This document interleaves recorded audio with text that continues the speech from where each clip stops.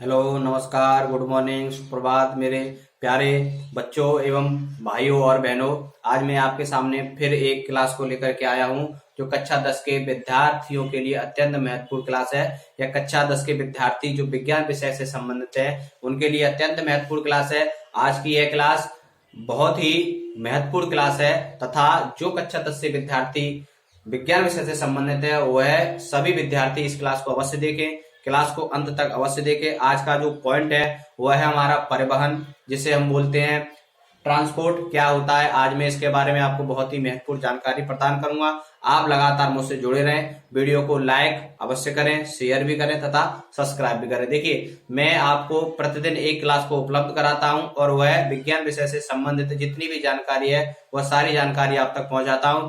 मैंने इससे पहली वाली वीडियो भी बहुत ही महत्वपूर्ण आपको समझाई थी और उसके बारे में बहुत ही अच्छी तरह से बताया था कि श्वसन क्या होता है और श्वसन के जो प्रकार होते हैं वो आंतरिक श्वसन किसे कहते हैं, बाह्य श्वसन किसे बोलते हैं, ब्रीथिंग क्या होती है। मैंने ये तथा श्वसन एवं दहन में क्या अंतर होता है, यह सारी महत्वपूर्ण जानकारी मैंने आप सभी को प्रदान की थी। देखिए, ये इस क्लास से जितने भी संबंधित महत्वपूर्ण पॉइंट हैं वो सारे पॉइंट मैं आपको डिस्कस करूंगा और सभी वह सारी जानकारियां को आप तक पहुंचाऊंगा जो कक्षा 10 के विद्यार्थियों के लिए अत्यंत महत्वपूर्ण है। वो सभी विद्यार्थी मुझसे जुड़े रहें और वीडियो को अंत तक अवश्य देखें और उन सभी बच्चों तक इस वीडियो को पहुंचाएं जिन बच्चों को इसकी अत्यधिक आवश्यकता है। देखिए, मैं प्रतिदिन आपको एक ऐसी क्लास को उपलब्ध कराता हूं जो विज्ञान विषय से जो कक्षा 10 की जो एनसीईआरटी की जो किताब है वह किताब जिससे संबंधित आप विद्यालय में ज्ञान प्राप्त करते हैं, विज्ञान विषय से संबंधित ज्ञान प्राप्त करते हैं, मैं सारा ज्ञान आपको यूट्यूब चैनल पर प्राप्त कराता हूं। आप लगातार मुझसे जुड़े रहें, आपको लेकर के चलता हूं उसी पॉइंट पर जो एक के बाद एक आने का जो क्रम है। प्रत्येक दिन एक नई वीडियो आपको उपलब्ध होती है, उस वीडियो को आप अंत तक देखते हैं। उसी क्रम को मैं आगे बढ़ाते हुए आपको लेकर के चलता हूं। अगला वाला पॉइंट जो है हमारा परिवहन, जिसे बोलते हैं ट्रांसपोर्ट। देखिए, परिवहन से भी आप बहुत अच्छी तरह से जानते हैं कि परिवहन क्या होता है। परिवहन का मतलब होता है एक स्थान से दूसरे स्थान पर जाना, एक स्थान से दूसरे स्थान पर जाना। अब परिवहन यानी कि मनुष्य के शरीर में परिवहन की क्या आवश्यकता होती है, यानी परिवहन मनुष्य के शरीर में किस प्रकार से होता है वो भी मैं आपको बताऊंगा तथा मनुष्य के अलावा जो अन्य पौधे हैं उनमें परिवहन किस लिए आवश्यक होता है और तथा परिवहन से कौन से कार्य होते हैं ये भी मैं आपको बताऊंगा। आप लगातार जुड़े रहें और वीडियो को अंत तक अवश्य देखें। स्वागत करता हूं आप सभी का अपने YouTube चैनल पर और लेकर के चलता हूं आपको उसी क्रम में जहां मैं आपको ले जाना चाहता हूं। जो प्रत्येक पॉइंट है एक के बाद एक जोड़ा हुआ है वहीं पर लेकर चलता हूं आपको। मैंने आपको कल श्वसन के बारे में बताया था तथा उसके श्वसन किस प्रकार से होता है उसके बारे में बताया था, लेकिन आज मैं आपको परिवहन के बारे में बताऊंगा।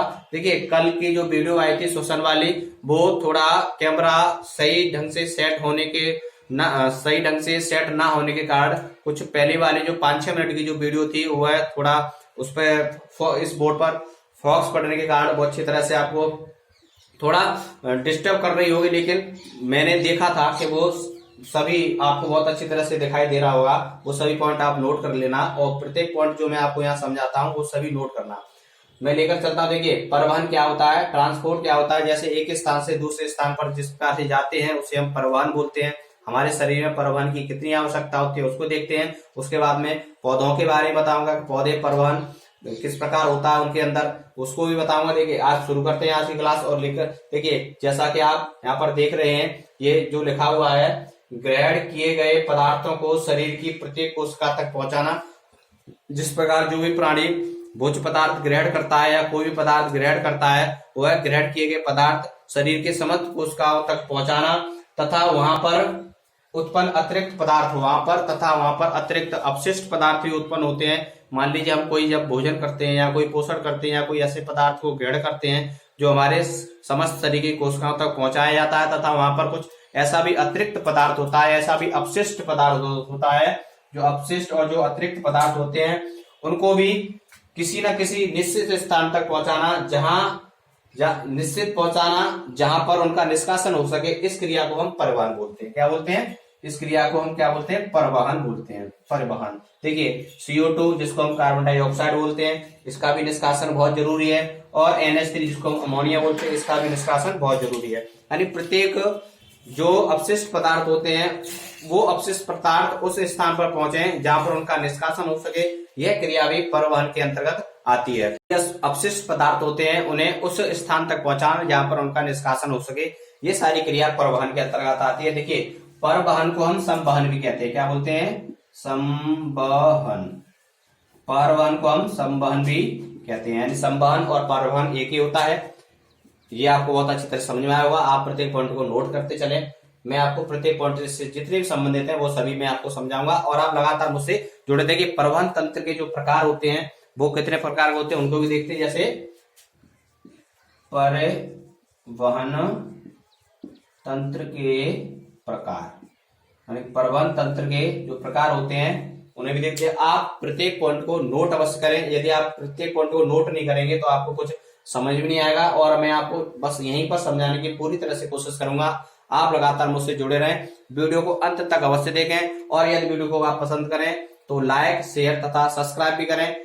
प्रत्येक पॉइंट को मैं यहाँ पर आपको समझाऊंगा और वो सारी जानकारी आपको प्रदान करूंगा जो कक्षा 10 के विद्यार्थियों के लिए अत्यंत महत्वपूर्ण है तथा आप उन सभी विद्यार्थियों को ये सब जितनी भी मैं आपको वीडियो पहुंचा रहा हूं वो सभी शेयर करें और उन सभी विद्यार्थियों को पहुंचाएं जिनकी इन्हें अत्यंत आवश्यकता है। देखिए मैं आपको परिवहन तंत्र के जो प्रकार हैं वह बताऊंगा कि परिवहन तंत्र के कितने प्रकार होते हैं। परिवहन तंत्र के मुख्य रूप से 3 प्रकार होते हैं। नंबर 1, परिवहन तंत्र के मुख्य रूप से 3 प्रकार होते हैं। जिसे बोलते हैं जल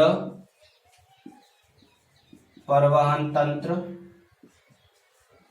जल परिवहन तंत्र यानी कि जल का किस प्रकार से परिवहन होता है तथा जल परिवहन तंत्र किन किन प्राणियों में पाया जाता है वो होता है। तथा इसके अलावा जल परिवहन तंत्र के लसीका परिवहन तंत्र, लसीका परिवहन तंत्र, लसीका परिवहन तंत्र तथा रुधिर परिवहन तंत्र। तीसरा रुधिर परिवहन तंत्र। देखिए ये जो 3 पॉइंट हैं, तीनों पॉइंट अत्यंत महत्वपूर्ण हैं। प्रत्येक पॉइंट को आप नोट करें। प्रत्येक पॉइंट को मैं बताऊंगा कि जल का परिवहन किस प्रकार होता है, लसीका का परिवहन किस प्रकार का होता है और रुधिर का परिवहन किस प्रकार का होता है। आप लगातार जुड़े रहें तथा वीडियो को अंत तक अवश्य देखें। प्रत्येक पॉइंट को मैं यहाँ पर नोट कराऊंगा आपको और यहीं पर आपको समझाने की पूरा प्रयत्न के प्रकार, यानी कि टाइप ऑफ सर्कुलेटरी सिस्टम। परिवहन तंत्र के प्रकार मैंने आपको बताए थे कि परिवहन तंत्र यानी कि जो परिवहन तंत्र होता है वो 3 प्रकार का होता है। यानी कि परिवहन तंत्र में बहने वाले द्रव के आधार पर, परिवहन तंत्र में बहने वाले द्रव के आधार पर हम उसे 3 भागों में बांटते हैं। यानी कि परिवहन तंत्र को 3 भागों में बांटते हैं। परिवहन तंत्र में बहने वाले द्रव के आधार पर, किसके आधार पर? द्रव के आधार पर। परिवहन तंत्र में बहने वाले द्रव के आधार पर हम उसे 3 भागों में बांटते हैं। नंबर 1 जल परिवहन तंत्र, नंबर 2 रुधिर परिवहन तंत्र और नंबर 3 लसीका परिवहन तंत्र। देखिए जो जल परिवहन तंत्र होता है वो जल में रहने वाले प्राणी जो होते हैं उनमें होता है। जैसे स्पंज, सीलेंट्रेट्स व सितारा मछलियों में जल शरीर के अंदर आवश्यक पदार्थों का परिवहन करता है। यानी कि जो जल में रहने वाले जैसे स्पंज है, आपका स्पंज है, सीलेंट्रेट्स है तथा सितारा मछलियों में जल शरीर के अंदर आवश्यक पदार्थों का परिवहन करता है। यानी कि जो जल होता है वह इन सभी प्राणियों में आवश्यक पदार्थों का जो परिवहन करता है उसे बोलते हैं जल परिवहन तंत्र। दूसरा रुधिर परिवहन तंत्र, यानी कि जो रुधिर परिवहन तंत्र होता है वह किसमें होता है? इस परिवहन तंत्र में रुधिर संवहन माध्यम होता है। यानी कि जो रुधिर परिवहन तंत्र होता है इस परिवहन तंत्र में रुधिर होता है वो संवहन माध्यम होता है। मैंने आपको बताया संवहन मान क्या होता है?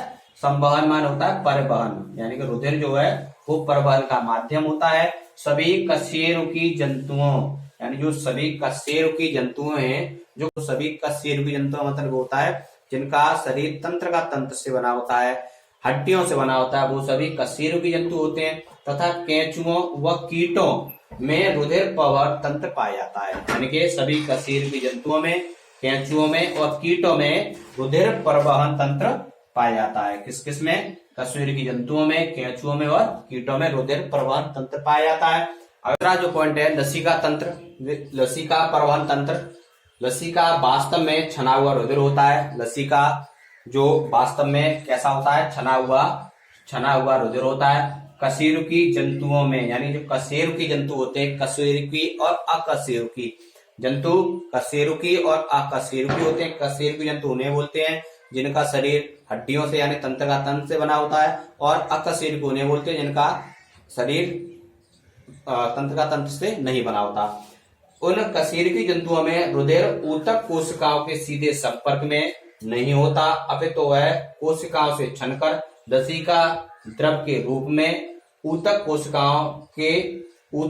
कोशिकाओं के संपर्क में आता है। इस द्रव का ऊतक द्रव के साथ सीधा संपर्क होता है। इस तंत्र को लसिका तंत्र कहते हैं। कॉर्डेटा संघ के जंतुओं में रुधिर तथा लसिका परिवहन तंत्र दोनों पाए जाते हैं। जो कॉर्डेटा संघ है, कॉर्डेटा संघ में इसमें सभी चूहा, बिल्ली, कुत्ता, शेर सब आते हैं कॉर्डेटा संघ में। इस संघ के जंतुओं में रुधिर तथा लसिका परिवहन तंत्र दोनों पाए जाते हैं। लसिका वास्तव में छना हुआ रुधिर होता है।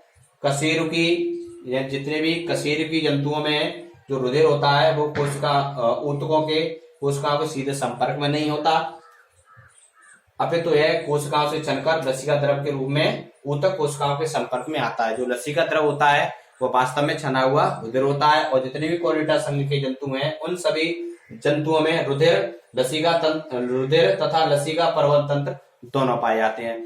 यानी कि ये जो मेन पॉइंट थे तीन आपके परिवहन तंत्र के, जल परिवहन तंत्र, रुधिर परिवहन तंत्र और लसिका परिवहन तंत्र, आपको प्रत्येक पॉइंट को नोट करना चाहिए और अंत तक समझना चाहिए। इसके बाद जो भी आपका जो मुख्य पॉइंट है, यानी कि जो रुधिर परिवहन तंत्र है, रुधिर है वो क्या है, इसके बारे में बताऊंगा। आप लगातार जुड़े रहें और वीडियो को अंत तक अवश्य देखें।